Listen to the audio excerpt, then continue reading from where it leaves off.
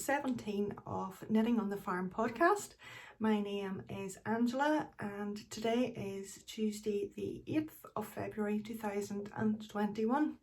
It's a real cold day here today. The wind chill is just leaving it absolutely freezing, so we have some snow pearls outside, so who knows whether we're going to get lots of snow or not. So welcome back to my podcast. Thank you so much for joining me. I had lots of viewers on the last episode, so thank you so much for that, and hopefully you enjoyed what I shared. Today I have a few things to share with you. I'm going to record them and I'll see with regard to time whether I'll include everything or not, but I do want to include a section about socks. I do get quite a few comments and lots of them I haven't maybe answered, so I thought putting them on a podcast would be a good way to give you a more detailed chat about socks. So we'll see how time goes, and what you end up saying and what I record could be two different things, but anyway, we'll see how it goes.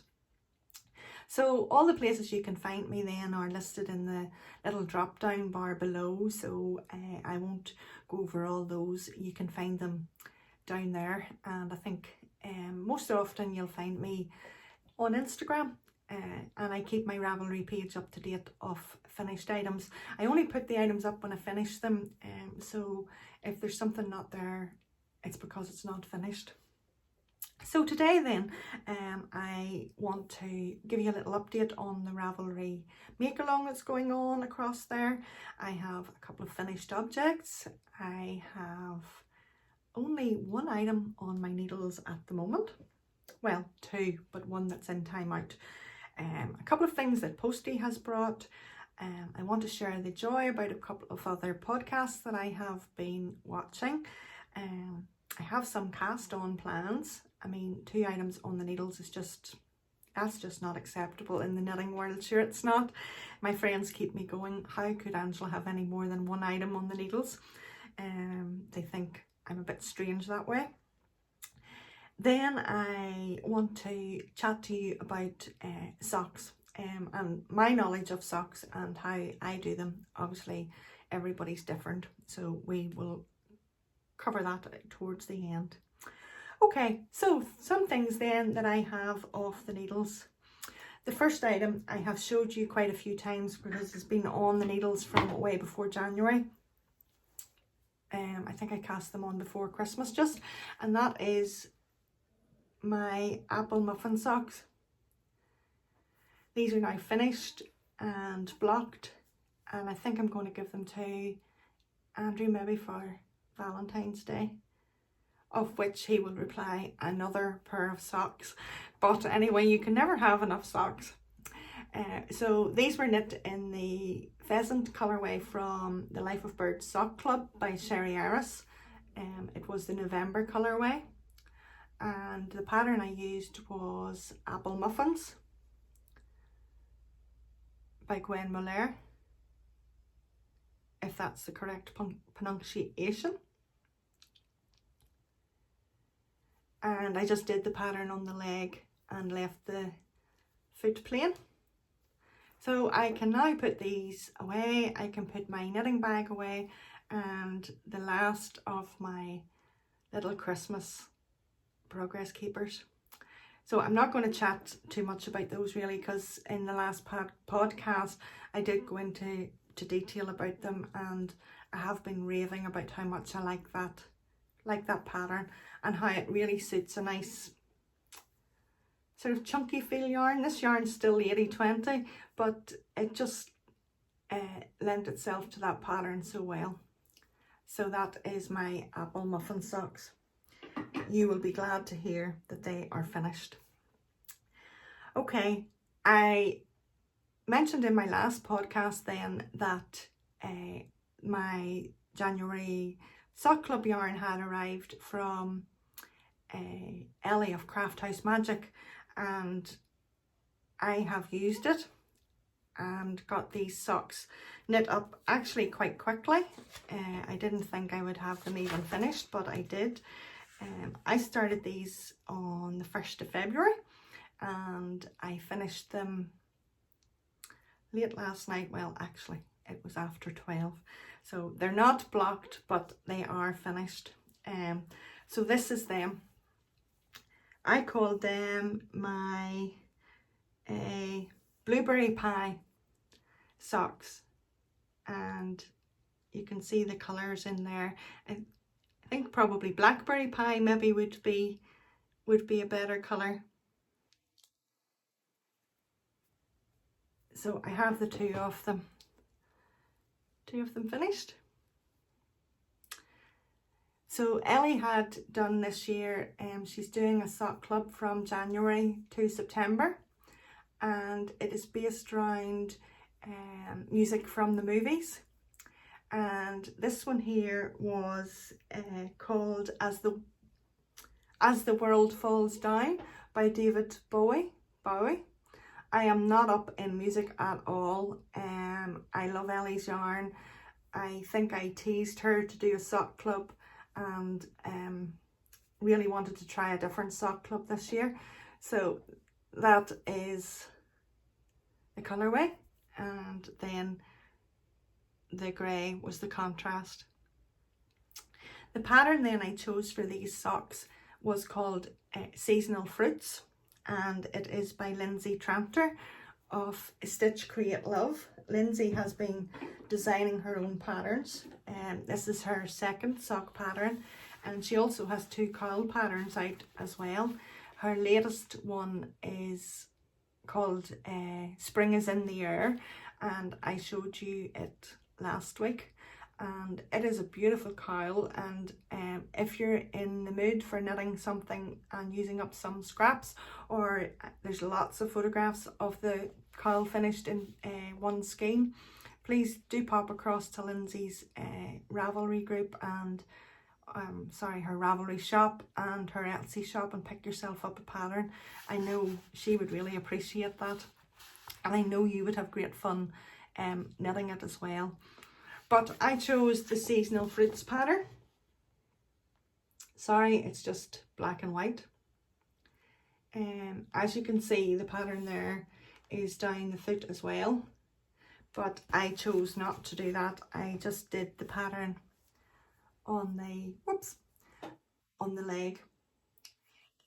I kept close measurements on the yarn used in this sock, because I am considering if I can get a pair of socks out of a 50 gram and a 20 gram contrast.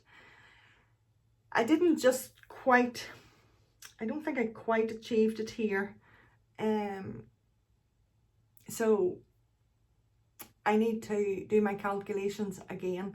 I think I need to actually do a toe up sock and measure out the 225 grams and the 10 grams and work it that way. But for these socks I used 53.5 grams of the main colour and 13.5 grams of the contrast. So as I say, I didn't quite make it, but nearly. I reduced the cuff from 25 to 15. These are for my daughters, so I did a 58 leg and a 40 row foot. And this time I decided to do I have partridge heel. It's still a heel flap and gusset. I just wanted to show you this, where you can see the pattern.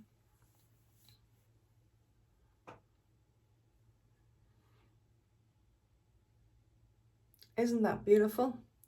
This is like a fruit basket, and you have the basket weave on the side. I mean, to me, if you did it in autumn colours, you could look at this as a pumpkin. You can look at it as a cherry at Christmas, or a cranberry. I think you can change it so much, depending on the colour of yarn that you choose.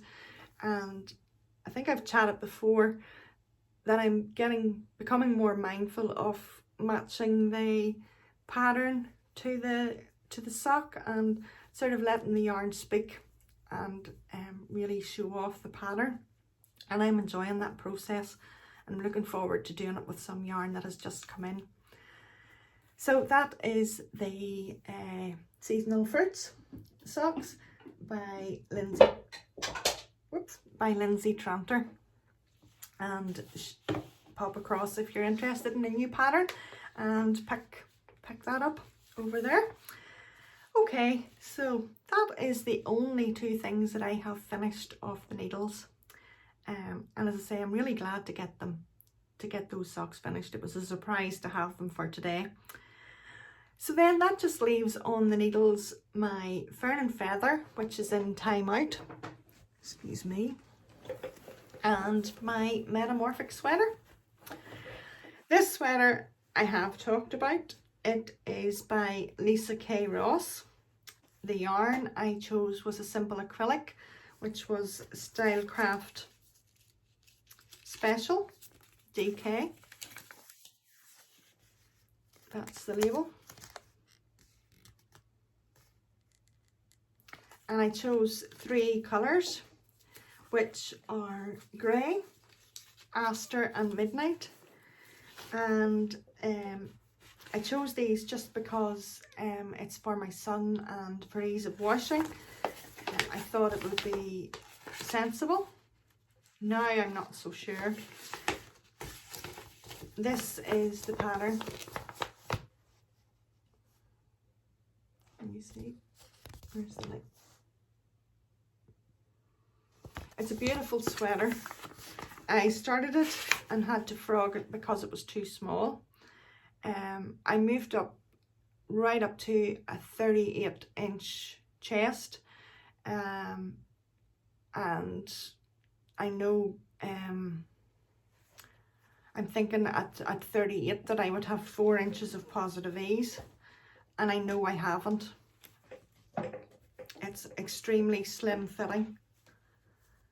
So I have the body of the sweater finished. Sorry, if you can see.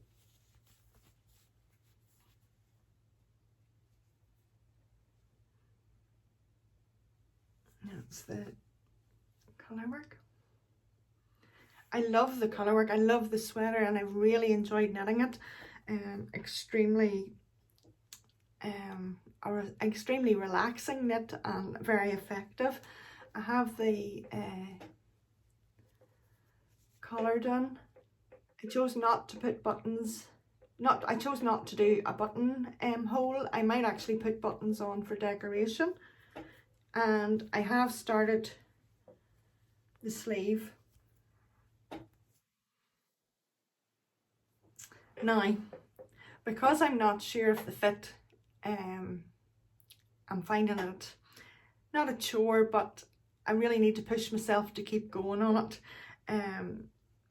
I wasn't going to do the colour work in the sleeve, and then I thought, no, that'll help me get through, because once I have the 30 or 40 rows done, I'll be well down the sleeve. So I am going to finish it, and if it fits them, yes. If it doesn't, I'll put it in the bottom drawer and it'll fit some of the grandchildren in time to come.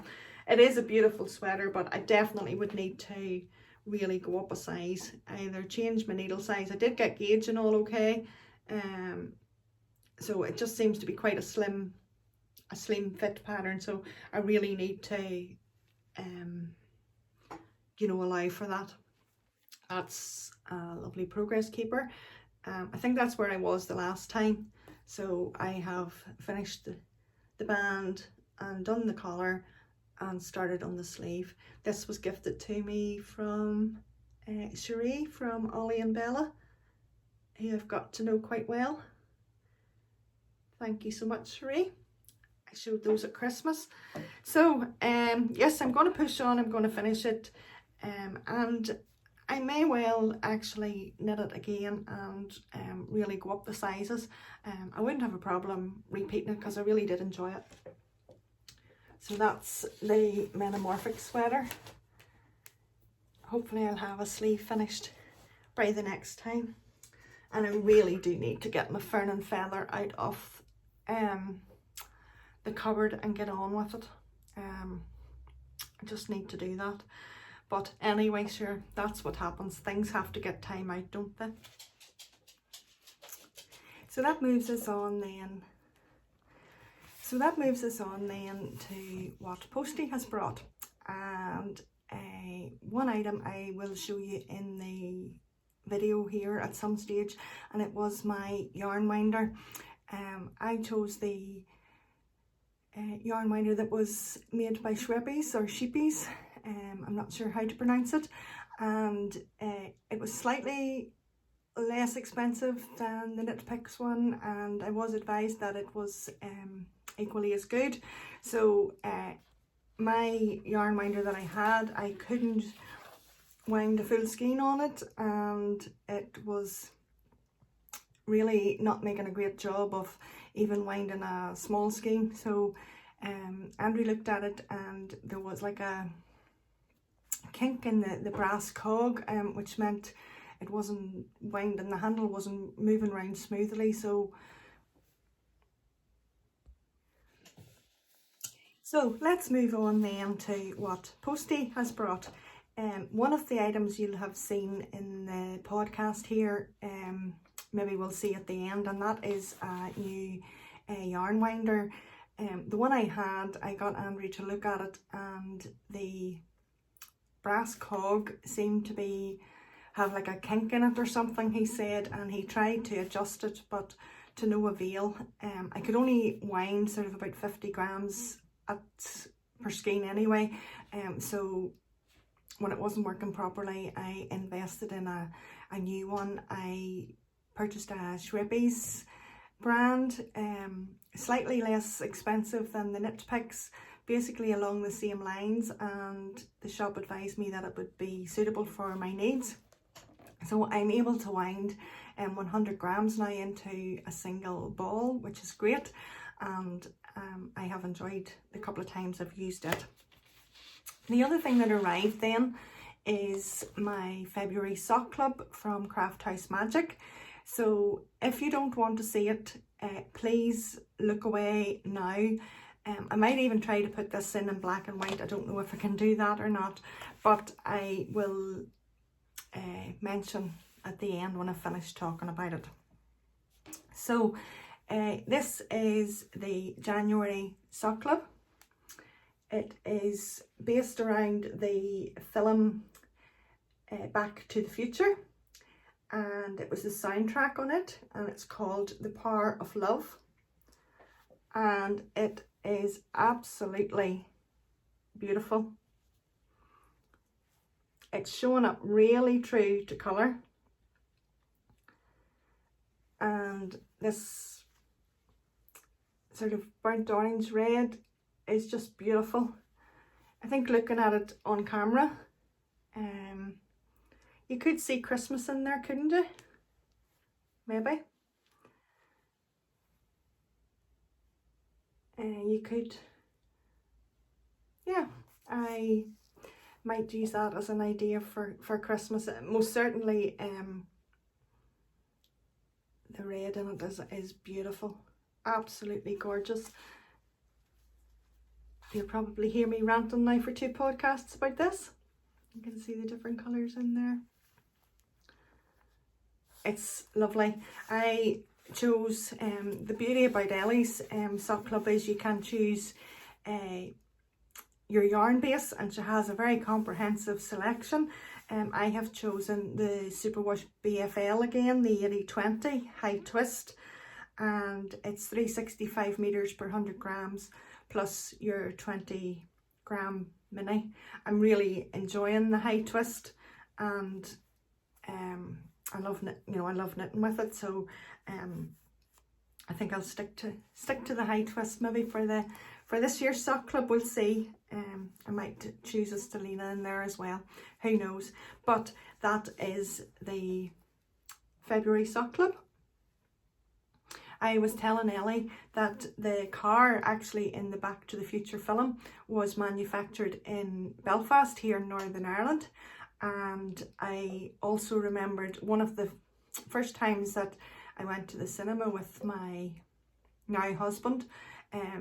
was to watch one of the Back to the Future films. It most certainly wasn't in 1985, but it must have been maybe Back to the Future 2 or something, I don't know. But I remember going to the cinema and thinking, how am I going to sit through this, because that type of film just does not float my boat. Andrew loves all that that sort of surreal action. I just prefer something a little bit more serious. But when I seen the yarn, it brought back those memories too. So that was quite nice. So that's the only other thing then that arrived by Postie. Okay, then just to share a wee bit of joy, I came across it the weekend. It showed up just on my YouTube suggestions. A podcast, it was the first episode, and it's by Christie Archer Designs. She's based in America. She's a yarn dyer, and she's a designer as well.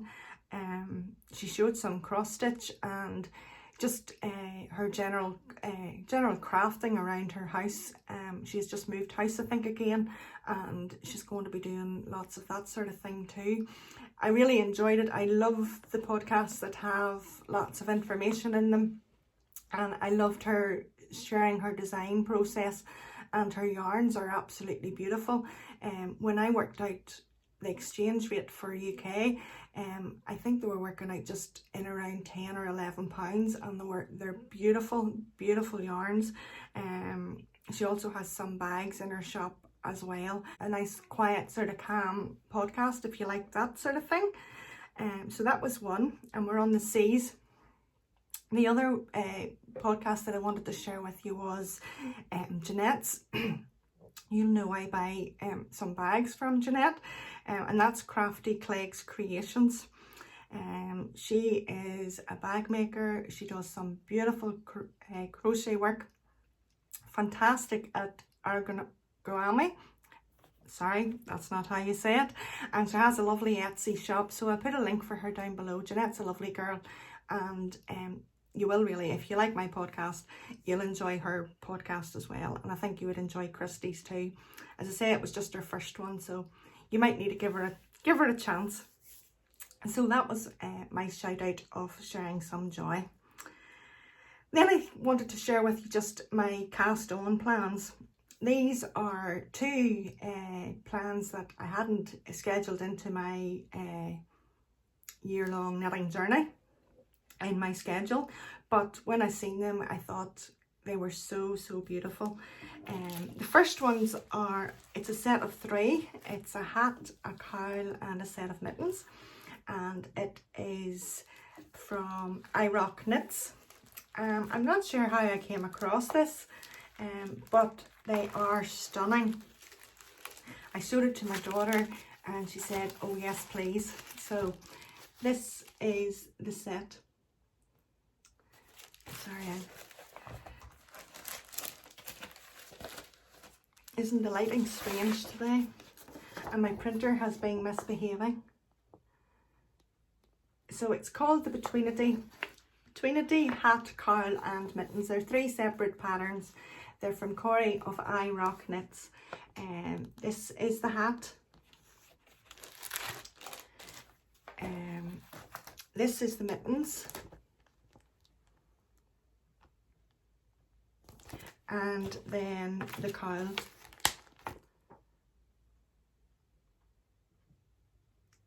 I just can't see there. I hope it's okay. And they were paid for patterns, but they weren't very expensive at all. So they weren't. So the yarn it called for was a sport weight yarn, and sport weight isn't terribly popular in the UK, but I think I have found a yarn that I want to use, and the shop that I was looking at was very good and has given me good advice. It was folklore.com here in Northern Ireland. I'll put their link down below. I think it'll be lovely when it's finished, and it'll make a nice set. So I really am looking forward to casting that on. So this week then I have a birthday on Thursday, and one of my friends said about having a birthday cast on. So I thought, okay. And I had seen this pattern. It's by Isabel Kramer. Again, my printer has been playing up, so I pardon that. Isn't that just beautiful? It can be worn with the cap sleeve, like here, or also with a longer sleeve. Let's see if I can.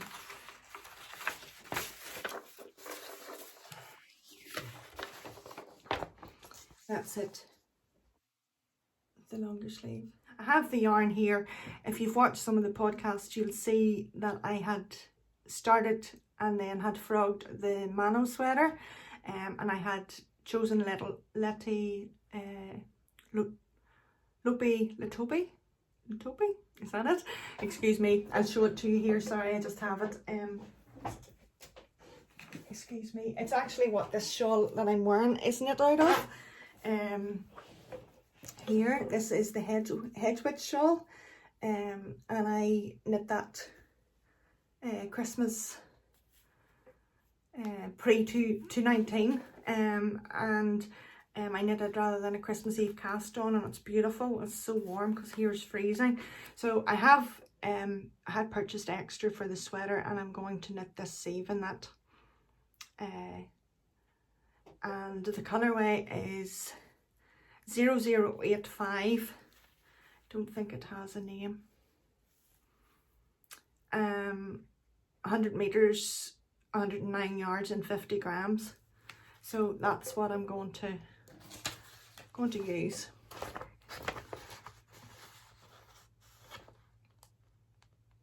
I think it'll be nice. It's quite scratchy, so it is, and it does cast a little, but it is so warm. So it is. I think that cap sleeve sweater will be lovely with just a, you know, a nice top underneath, just a stretch sort of vest type top. So I'm looking forward to knitting that for myself. My husband says I should finish my fern and feather first, but I don't know. I think that there deserves a cast on straight away, and my fern and feather can stay in time out for a wee bit longer.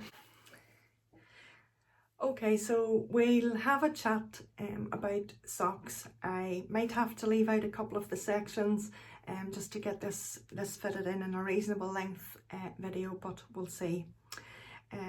A lot of the questions about socks are usually just any tips and any advice and help of starting socks.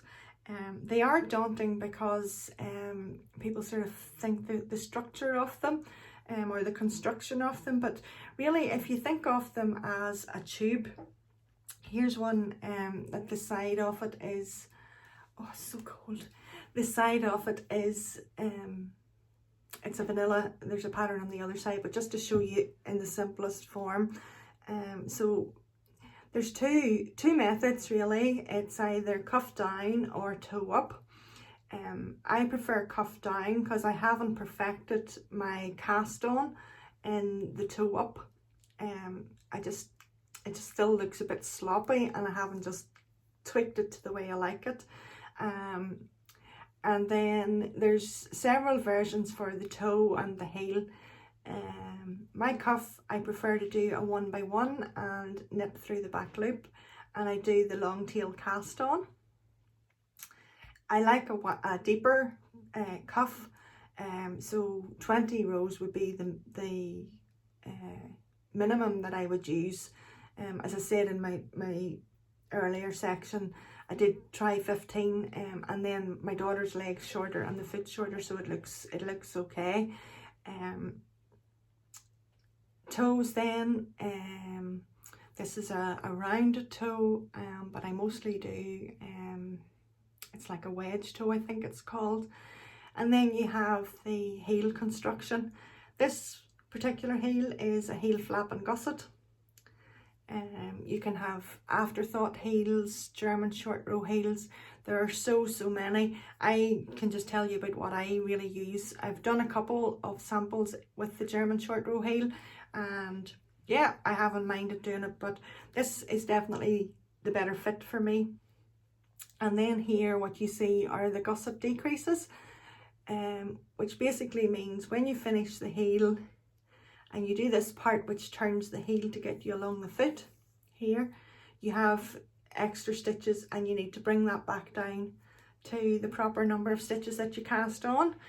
Usually you cast on 58, 64 or 72. 64 is the best fit for me. So then when you lift the stitches down here on your back needle, you could be talking about having maybe 54 when you need to have the 32, if that makes sense. The most daunting thing I probably would imagine is the heel, but once you do it a couple of times and you realise the way the sock actually comes back together again to go round and round for the foot, it becomes clear. And the best place for me to send you for instructions and tutorials is the Crazy Sock Lady Designs, and I will put her link down below. Last year she did summer sock camp and she did several videos on the various ways to knit the socks. She did cuff down, she did toe up, she did the various types of needles as well, and she covered things. The needles, basically there's three ways. There is magic loop, which a lot of people use in their knitting, you know, if you don't have a short enough cable. And your needles, your interchangeable needles, come that you can change the tips to the length of the cord, which is very useful. That's what these are, and these are highas. And then you can get fixed, which just basically means the size you buy is what you have. And then you also can get DPNs, double pointed needles, and these are what I started on. These are Chagus. They're my preferred brand of needle. With these you can knit with 3, so you would be dividing your 64 stitches over 3 needles and you would knit with your 4th, or you can divide your stitches over 4 needles and knit with your 5th. Kay on the videos really shows you all that in a lot more detail. So basically, once you get your cast on done, the first few rows are tough going when you're just getting used to it, and you'll find that you'll think you have a ladder in the middle of where you're joining, etc. But if you just keep going, you get there and your cuff tidies up, and you become more confident. A lot of the toes you have to do the Kitchener stitch, and it can be a mess the first few times you do it, but again, with confidence you do build up. Yarns are very different, and the makeup of the yarn, it doesn't give you a different finished sock because the structure's all the same, but some of the yarns, you just need to watch your gauge. Some of them can knit up a lot more loose than what you really need. So like, as I said, BFL, you don't need as many rows with it. With your gauge then, I have come across so many people that are saying their gauge has changed so much for socks, and I am knitting at the minute on a 2mm needle, still with 64 stitches, just to get a nice fabric. If you can see, it's a nice close fabric, and that's what I really like, and that's what is harder wearing as well. Yarns, you don't have to stick with indie dyed yarns. If I was starting, and when I was starting, I went to places like Wool Warehouse, Love Crafts here, Durhammore's in the UK would be another one, and I bought the likes of Stylecraft or Opal. Regia, if you can get it, is a good sturdy yarn to start with, and then when you build up a wee bit of confidence, you don't mind spending that wee bit more on the yarn, and then you can sort of treat yourself to the indie dyed stuff, but you want something that's hard wearing, and I think personally for me, you want something that has nylon in it, just to give it that bit of durability. As I say, Kay is, I think I've watched her tutorials just to see if there's anything I can learn, and I definitely think I won't disappoint you by sending you across there. And yeah, I think that's basically all I can say about socks. If you have any questions, put them down below. I think any of the comments I got were pretty general, so hopefully I've covered everything. I would start with a vanilla sock, and the vanilla sock pattern is free on Ravelry, and then, you know, move into your texture and your patterns after that, because even the pattern the pattern design changes your gauge a wee bit too. And probably rather than stressing about changing yarn colours and things, the easiest things to do is just knit it all in one colour, and then you don't have to worry about yarn joins or anything. But there's so many patterns out there, they're all beautiful, and the designers are all very, very talented. And a lot of people still stay to vanilla socks. Personally, I prefer to knit something with a pattern on it. But the yarns are so pretty. I suppose the plain stocking net stitch just shows off the yarn, and the patterns can get lost in it. So I would like to try maybe some of the plainer yarns this year, and see the pattern, let the pattern show off the yarn rather than the yarn on a plain pattern. So I can't think of anything else really that was mentioned in any of the comments, and hopefully that covers some of the things. As I say, pop me an email or a direct message over on Instagram, or leave a comment below, and I'll get back to you. I am going to say goodbye. Enjoy your time between now and the next couple of weeks, and I look forward to seeing you all then. Bye everyone.